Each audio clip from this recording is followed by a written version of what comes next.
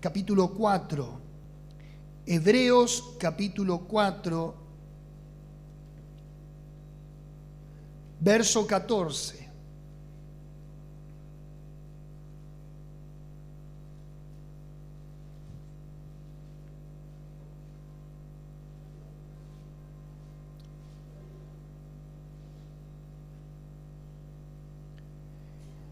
Hebreos 4:14 dice de esta manera: por tanto, teniendo un gran sumo sacerdote que traspasó los cielos, Jesús el Hijo de Dios, retengamos nuestra profesión, porque no tenemos un sumo sacerdote que no pueda compadecerse de nuestras debilidades, sino uno que fue tentado en todo según nuestra semejanza, pero sin pecado. Acerquémonos, pues, confiadamente al trono de la gracia para alcanzar misericordia y hallar gracia para el oportuno socorro. Señor, gracias por tu palabra, que en esta mañana la vamos a escudriñar, la vamos a interpretar a la luz de tu Espíritu Santo. Habla a nuestro corazón, Señor, y llévanos a una mayor entrega y devoción a ti, en el nombre de Jesús. Señor, si hay necesidades presentes en este auditorio, sean completadas. Tú hables más allá de nuestro lenguaje humano al corazón. En el nombre de Jesús. Amén y amén. Quiero poner antes como precedente que el libro de los Hebreos, justamente sus destinatarios eran judíos. Judíos que ya tenían una religión, que ya tenían una identidad para con Dios, que ya habían caminado en la ley de Moisés, en el Antiguo Testamento, que ya sabían los profetas, que ya entendían lo que era el pecado, la relación con Dios. Pero cuando viene Cristo y cuando viene el Nuevo Testamento y el nuevo pacto, lo pongo en palabras bien simples para que usted lo pueda entender, ellos tienen que hacer una rectificación de su creencia.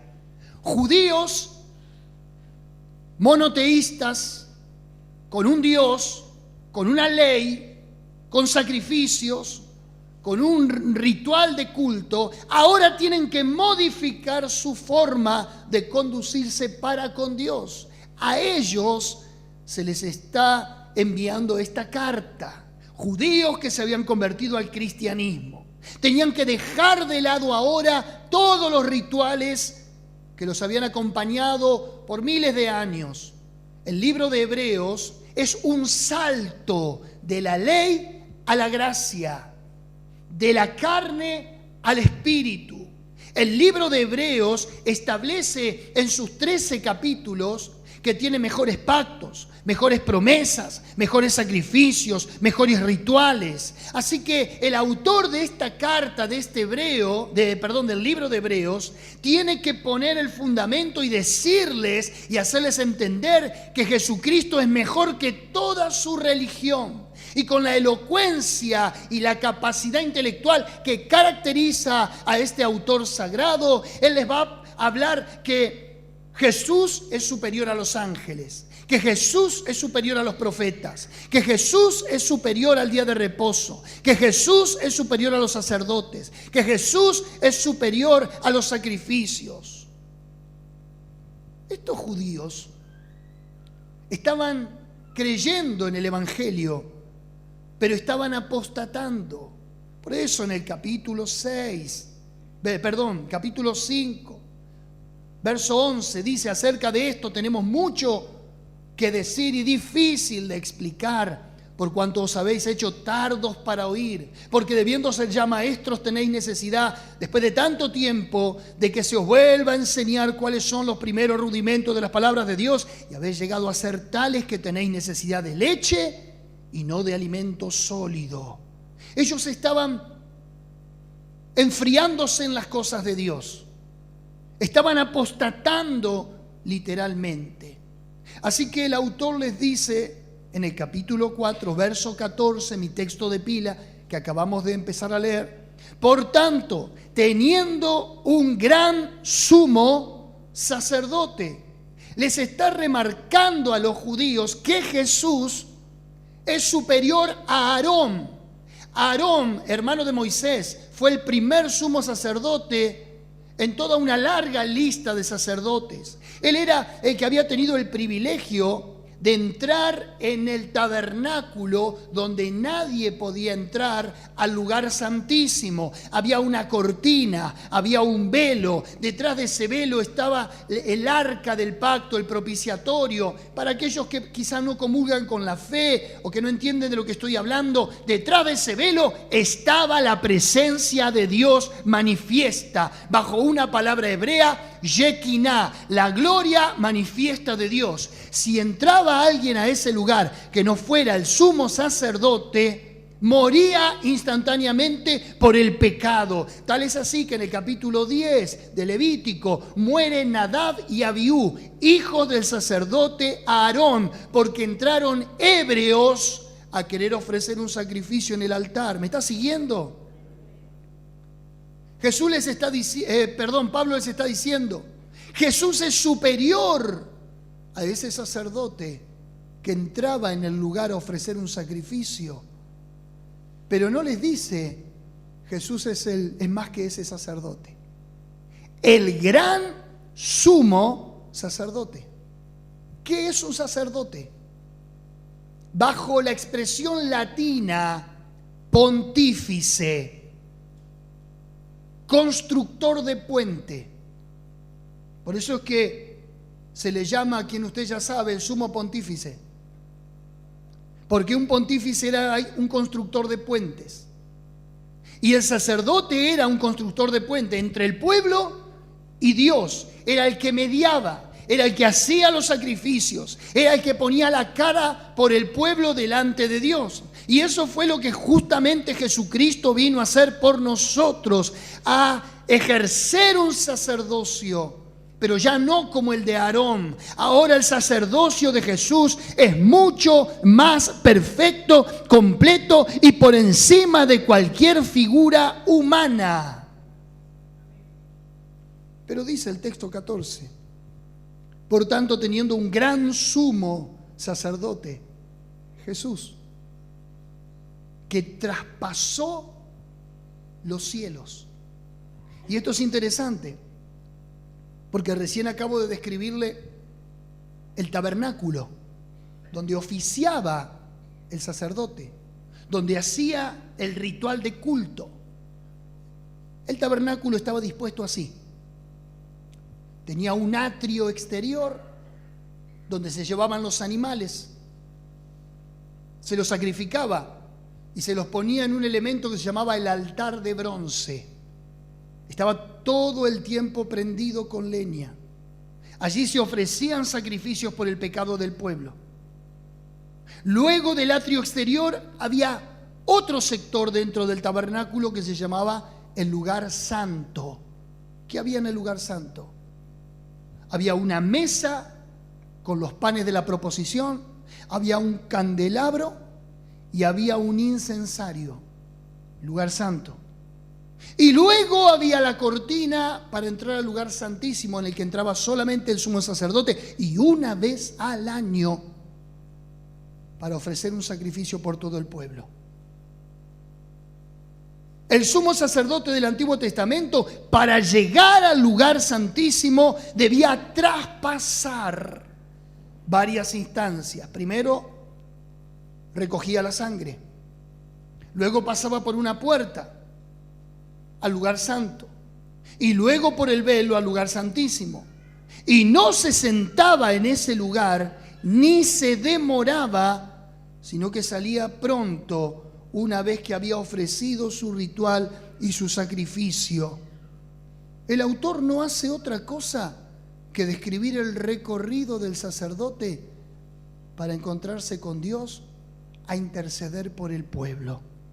Ahora, ¿sabe qué dice?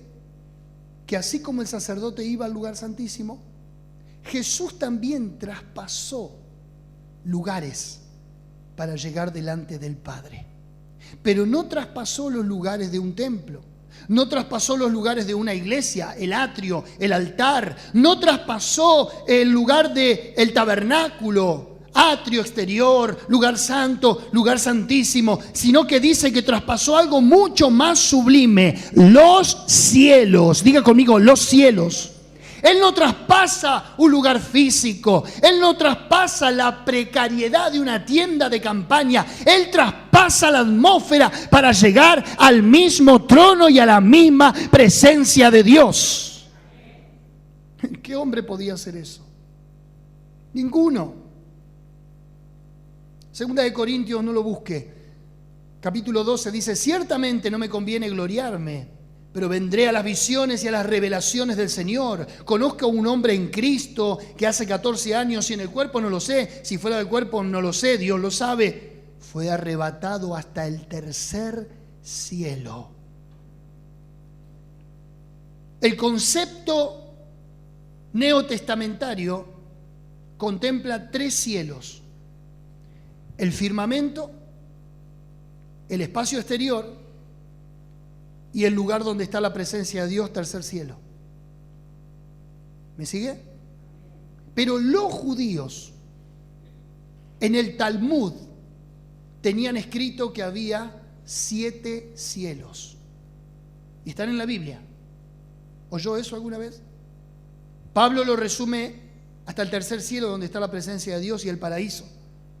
Pero el Talmud de los judíos dice que el primer cielo, según Strong, se llamaba Roc, cortina, y está en Isaías 40:22.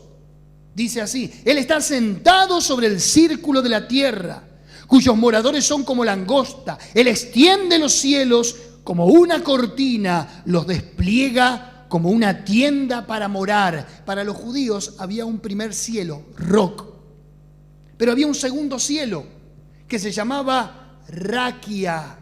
Y esto está en Génesis 1:14. Y dijo Dios: haya lumbreras en la expansión de los cielos para separar el día de la noche, y sirvan de señales para las estaciones, para días y para años. Segundo cielo.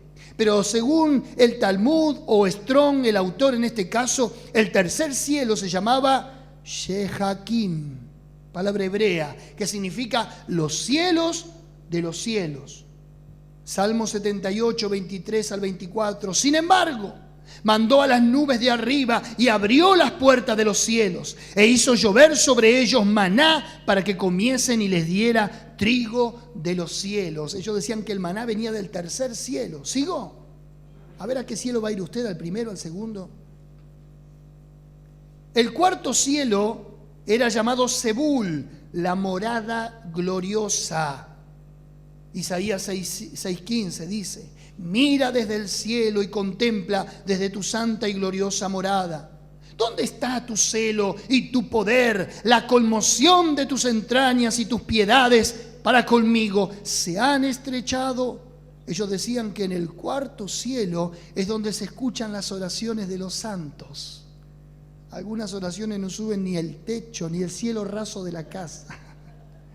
El quinto cielo, Maón, está en Deuteronomio 26:15. Dicen que era el retiro, el asilo, la vivienda y la morada de los ángeles. Mira desde tu morada santa, desde el cielo, y bendice a tu pueblo Israel y a la tierra que nos has dado, como juraste a nuestros padres, tierra que fluye leche y miel. Era el cielo de donde venían las bendiciones para los judíos. El cuarto cielo de donde venían, el quinto cielo de donde venían las bendiciones. Sexto cielo, Macón, firmamento o vivienda. Primera de Reyes 8:39. Tú oirás en los cielos y en el lugar de tu morada, y perdonarás y actuarás, y darás a cada uno conforme a sus caminos, cuyo corazón tú conoces, porque solo tú conoces el corazón de todos los hijos de los hombres. Y el séptimo cielo y último se llamaba Arabot, según el Talmud, era el lugar estéril, vacío o desierto. Salmo 68, 4. Cantad a Dios, cantad salmos a su nombre, exaltad al que cabalga sobre los cielos. Jehová es su nombre, alegraos delante de él. El séptimo cielo era donde llegaban las alabanzas, era donde llegaba la canción, la exaltación. Toca al de al lado y dígale: viste que tenés que cantar fuerte. Ahora, según los judíos, había 7 cielos y están fundamentados en la Biblia. Ellos habían tenido la capacidad o la revelación de encontrarle a cada cielo una posición divina, a cada cielo un lugar de donde proceden las bendiciones sobre la tierra. Yo no sé hasta qué cielo habrá llegado usted. Yo no sé si al primero, al segundo, al tercero, al cuarto. No sé de dónde vienen sus oraciones, no sé de dónde vienen sus bendiciones. Lo que sí sé en esta mañana, y quiero dejar recalcado, es que en el capítulo 4, verso 14, dice la Biblia que Jesús traspasó los cielos como hijo del Dios viviente.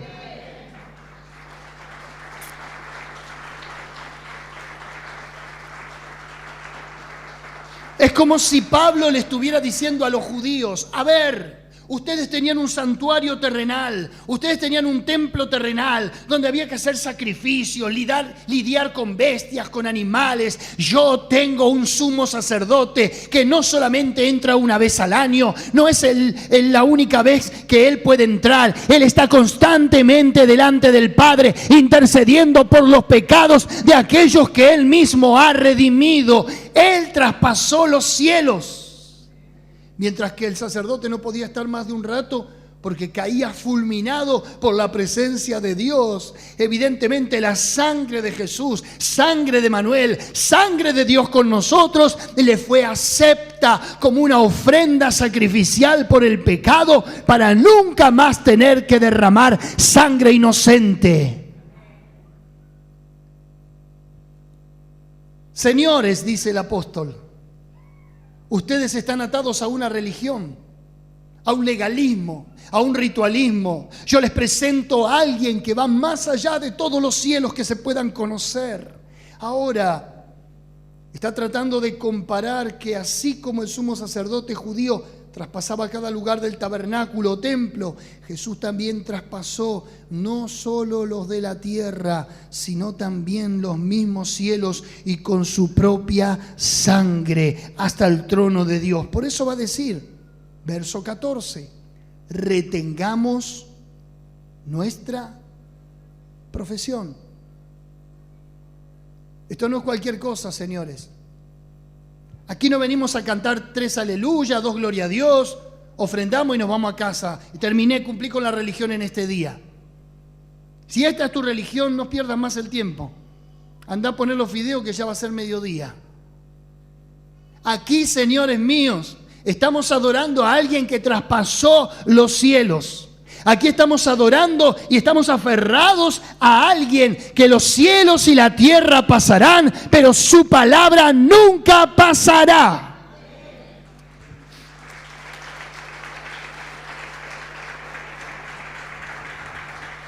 Este es un sacerdote que no está ligado a una larga sucesión. Muere uno, nace otro, muere uno, entra el otro, muere uno, entra el otro. No.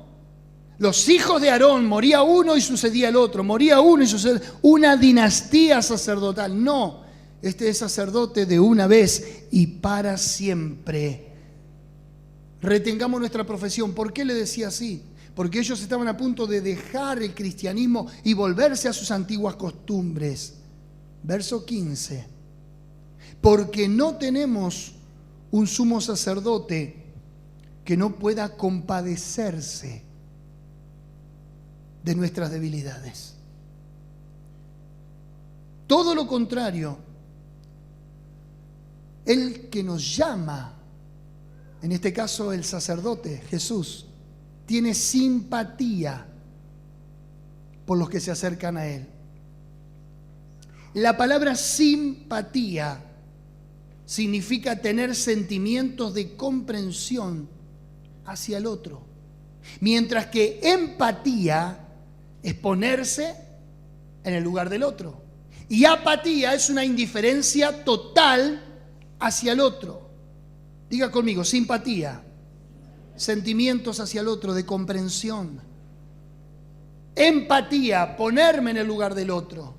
Y apatía es la indiferencia hacia el otro. Jesucristo tuvo simpatía, es una palabra latina que habla y que refleja lo que está diciendo aquí el apóstol. No tenemos uno que no pueda compadecerse, alguien que no tenga simpatía, alguien que no nos pueda entender. Todo lo contrario, tenemos alguien capaz de entender nuestras miserias, de entender nuestras crisis, de entender nuestra soledad, de entender nuestros infortunios, de entender nuestros fracasos. No tenemos un sumo sacerdote que no se pueda compadecer de nosotros. Ahora, para la mentalidad judía, tener un Dios que se pueda compadecer, tener simpatía, pensar como nosotros, actuar como nosotros, era algo incomprensible. Tal verdad era especialmente sorprendente y poco creíble para los judíos.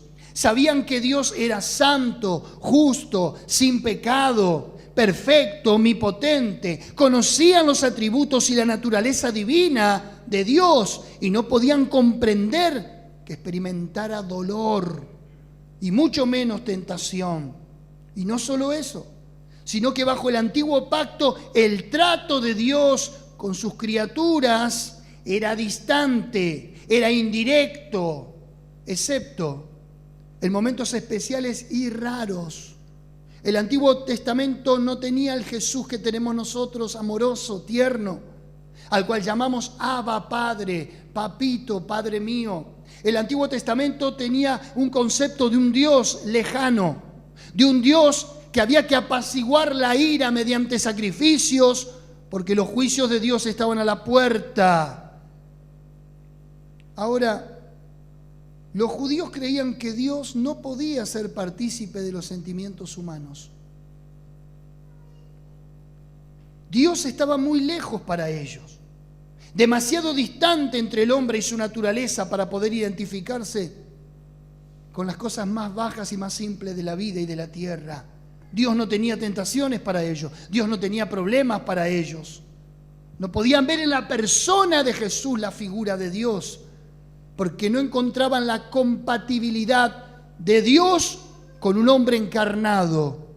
Ahora, sí, comprender la compasión de Dios era difícil para los judíos, era aún más difícil para la mayoría de los gentiles de la época.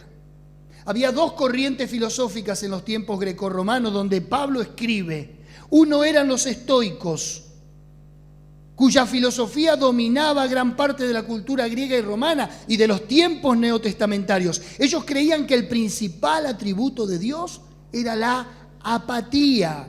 Algunos creían que los dioses viven en la intermundia. ¿Qué era la intermundia? Entre lo espiritual y lo físico, entre el cielo y la tierra, y que nada tenían que ver ellos de participar en los asuntos de los hombres, de manera que difícilmente podían expresarse para entender los problemas y los sentimientos de los hombres. Pero también había lo que los epicúreos llamaban la intermundia, y ellos decían: es imposible que Dios nos mire, que Dios se compadezca de nosotros. Los hebreos les costó entender que el Dios hecho carne se podía compadecer, y mayormente de nuestras debilidades.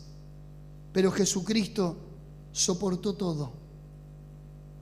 Él llevó, como dice Isaías 53, el castigo de nuestra paz, y que por sus llagas fuimos nosotros curados. Algunos pueden preguntarse: ¿cómo puede identificarse Jesús completamente con nosotros si Él en realidad nunca pecó? ¿Cómo puede Jesús interiorizarse en nuestras miserias, saber lo que es la culpa, el dolor, estar bajo la voz de la conciencia que te aplasta si Él no experimentó el pecado?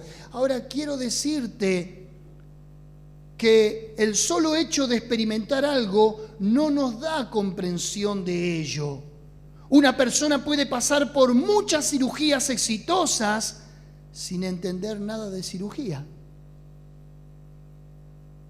De otra parte, un médico también puede realizar miles de operaciones complicadas y exitosas sin él haber pasado nunca por un quirófano. ¿Me está entendiendo?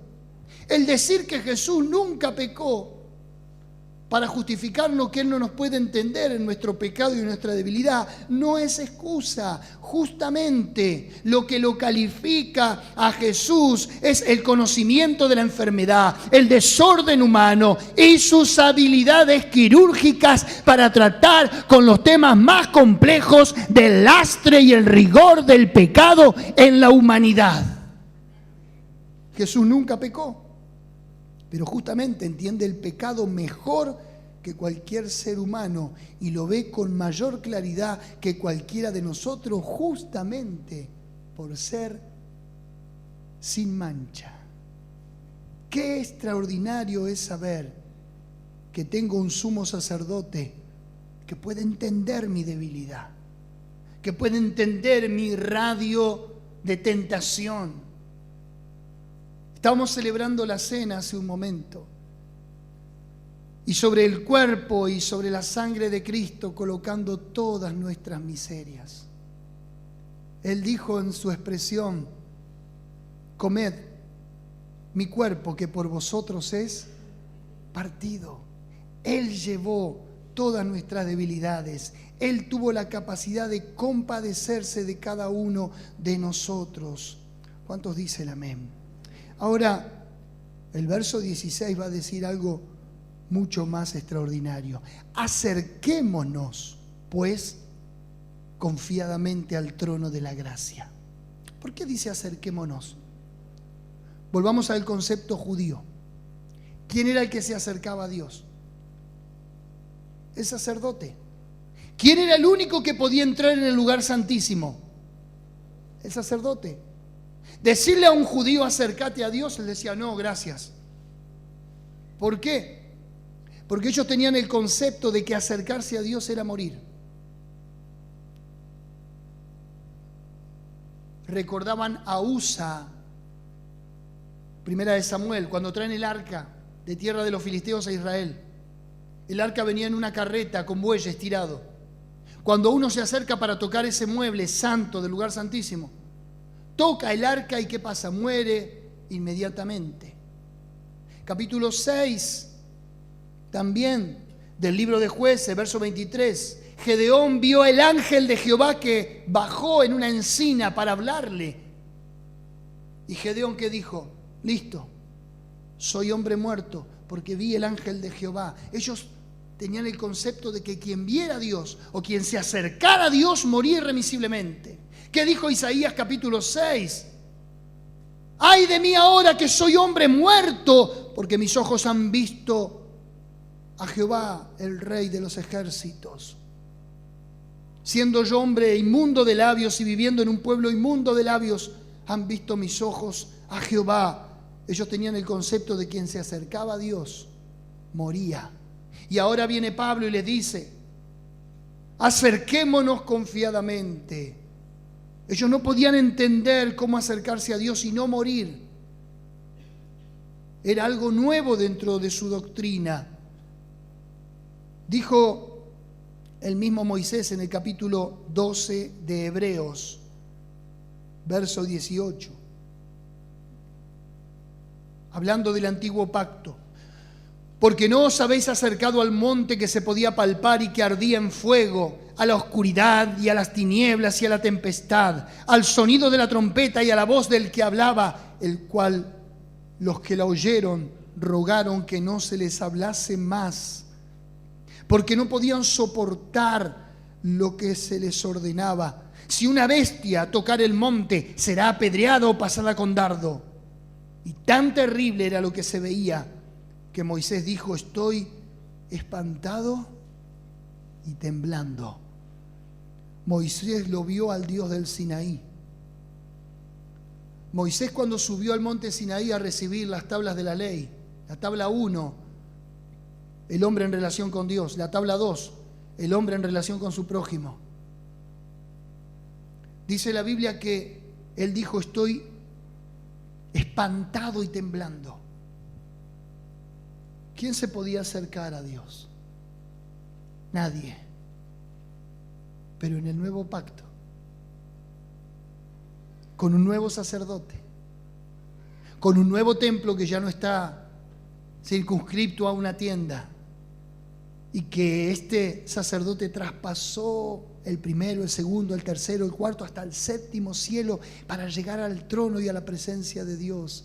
Este es el que te dice: acerquémonos pues confiadamente. Cuando Adán pecó, en el capítulo 3 de Génesis, Dios no hizo ningún reproche. Dios pareciera que se había mantenido al margen y comenzó a llamarlo a Adán en el huerto del Edén. Adán, Adán. Y Adán estaba escondido, como si la omnisciencia de Dios no lo hubiera visto. Me escondí, dijo él, porque oí tu voz en el huerto y tuve miedo. Al menos 3 características de cuando uno está en pecado y qué siente frente a Dios. Sabe que pecó. Oye la voz de Dios y se esconde. Y tercero, cuarto, temí. La persona que está en pecado es la persona que vive presa de temor. La persona que está en pecado oye la voz de Dios y se esconde. Pero el libro de Hebreos dice: salí de tu escondite, acércate confiadamente. Salí de tu escondite para escuchar la voz de Dios. Porque no tenemos ahora un sacerdote como el de antes que no podía compadecerse. Este sí puede compadecerse, por cuanto los hijos participaron de carne y de sangre, Él participó de lo mismo. Amén. Si Jesús no hubiera venido, hubiéramos tenido ese Dios distante. Si Jesús no hubiera venido, hubiéramos quedado confinados al marco de la culpa. Vivimos escondidos, prófugos de Dios. Vivimos recluidos porque no podemos tolerar la santidad de Dios. Acerquémonos confiadamente al trono de la gracia. Diga conmigo: el trono de la gracia. ¿Cuántos van a pasar por el trono de la gracia? Porque hay otro trono que está en el libro de Apocalipsis.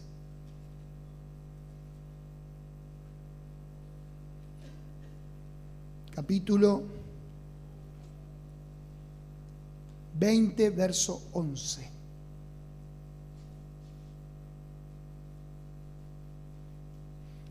Y vi un gran trono blanco, y al que estaba sentado en él, de delante del cual huyeron la tierra y el cielo, y ningún lugar se encontró para ellos. Y vi a los muertos, dice Juan, vi a los muertos, grandes y pequeños. Se está refiriendo no al estado de la edad, sino a clases sociales, grandes y pequeños.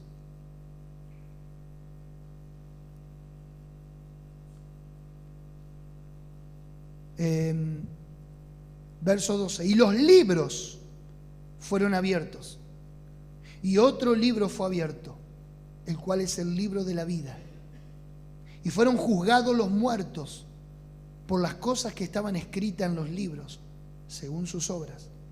Y el mar entregó los muertos que había en él, y la muerte y el Hades entregaron los muertos que había en ellos, y fueron juzgados cada uno según sus obras. Y la muerte y el Hades fueron lanzados al lago de fuego. Esta es la muerte segunda. Esta gente murió una vez físicamente. Ahora murió una segunda vez espiritualmente. Y el que no se halló inscrito en el libro de la vida fue lanzado al lago de fuego. Este es un trono, el trono blanco, en el cual los creyentes, los cristianos, no pasan por este trono. Porque este trono saca del infierno a los culpables de todas las edades y de toda la historia de la humanidad. Se le muestra lo que está escrito y lo que le condena, y se los vuelve a arrojar a ese lugar que arde con fuego y azufre, del cual Jesús mencionó en reiteradas ocasiones. Jesús mismo habló del infierno, así como el apóstol Juan está hablando del infierno. Se le prueba la culpabilidad con documentos. Dios opera a modo de juez, pero los documentos son ese fiscal que ha recogido las pruebas de toda tu vida para presentar pruebas contundentes de tu culpabilidad. Ahora, los cristianos no pasan por este juicio. ¿Por qué? Porque si se abrieran los libros y buscaren tu nombre no está. Porque tu nombre está en el otro libro, que es el libro de la vida y del Cordero. Pero en estos libros están escritos los nombres de todos aquellos que le rechazaron, los nombres de los inconversos, los nombres de los impíos, los nombres de toda gente, todo tipo de gente que hizo mal durante toda la historia de la humanidad. Ahora, este es un trono, el trono del juicio, del trono blanco. Pero Hebreos nos habla de el trono de la gracia. ¿Para quiénes está reservado el trono de la gracia? Para los hijos de Dios. El trono de la gracia es donde uno puede hacer una apelación y otra apelación y otra apelación y otra apelación y a otra cámara y a otra cámara de casación y a otra y a otra y a otra, donde nunca más habrá sentencia, porque la sentencia ya cayó sobre el Hijo de Dios. ¿Está entendiendo lo que le digo? Aquí no hay condena firme, porque 7 veces cae el justo y 7 veces Dios lo levantará. Hablando del número 7 como un número pleno, como un número figurado que significa muchas y muchas y muchas y muchas veces. Acércate pues confiadamente al trono de la gracia, a ese trono donde podés volver a apelar por tu inocencia, a ese trono donde ya Jesucristo es el abogado defensor que está constantemente intercediendo delante del Padre por tus pecados y por los míos. Pero dice, acerquémonos confiadamente al trono de la gracia para alcanzar misericordia y hallar gracia para el oportuno socorro. En otras palabras, está diciendo para el momento que lo necesites. El momento oportuno, ¿cuál es? Puede ser hoy. ¿Cuándo necesitas el auxilio divino? Hoy. En otras palabras, si yo tuviera que hacer un repaso en el capítulo 14, en el verso 14, donde dice, por tanto, teniendo un gran sumo sacerdote que traspasó los cielos, Jesús el Hijo de Dios, habla de la glorificación, cuando Jesús resucita de los muertos. Él traspasa los cielos, ahora como el sacerdote, ahora como el Redentor. Hay una glorificación ahí, cuando Él se fue de esta tierra, con los discípulos mirándole como una nube lo cubría y lo llevaba a la presencia de Dios. Pero si leo el verso 15, porque no tenemos un sumo sacerdote que no pueda compadecerse, tengo que hablar de glorificación, pero también tengo que hablar de intercesión. Y si digo el verso 16, acerquémonos pues confiadamente al trono de la gracia, tengo que hablar de justificación. Note usted, glorificación, intercesión, justificación, todo lo que Jesucristo hizo por nosotros. En otras palabras, hermanos queridos, ¿por qué seguir padeciendo la culpa? ¿Por qué seguir padeciendo la caída? ¿Por qué seguir padeciendo el fracaso? ¿Por qué no sentirme perdonado, reivindicado, un hijo de Dios con todos sus derechos y en toda la plenitud, si ya Cristo hizo todo lo que tenía que hacer por nosotros? Vivimos como si viviéramos sin Dios. Vivimos bajo el rigor de la religión, del temor, de la esclavitud. Pero tenemos a alguien que ya ha pagado por nosotros. Este es uno de los textos más extraordinarios que nos habla de lo que Cristo hizo, hace y hará por cada una de nuestras vidas. Nos acercó a Dios, nos conectó con Dios, abolió todo aquello que antes nos alejaba, que antes temíamos, que antes nos escondíamos, que antes nos enjuiciaba. Seguramente en esta mañana habrá alguien que necesite gracia para el oportuno socorro. Seguramente habrá alguien aquí hoy que no se querrá ir, sino que querrá aferrarse a este trono. La palabra original no habla de trono de gracia, habla del asiento de gracia. Antes el sumo sacerdote entraba rápido, ofrecía el sacrificio y salía porque moría. Ahora Jesús vino a sentarse para darte una completa redención, para estar en completa intercesión delante del Padre por vos y por mí.